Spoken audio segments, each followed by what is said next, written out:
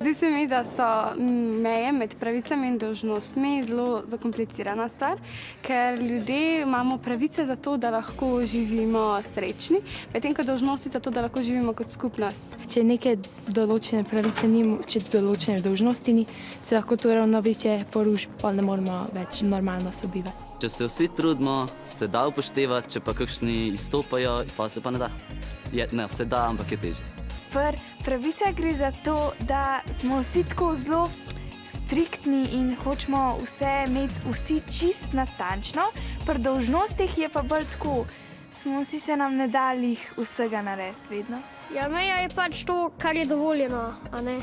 Dolžnosti moramo narediti, ampak jih nekateri ne. Meni se zdi ful pomembna pravica do svobodnega govora. Ima vsak pravico, da pove svoje mnenje. Moja najpomembnejša dolžnost se mi zdi, da je, da upoštevam starše, ker vem, da mi hočejo dobro. In najpomembnejša dolžnost je to, da glede na to, da mi je dana pravica do izobraževanja, da se učim in da lahko to nekoč uresničim in naredim nekaj sebe.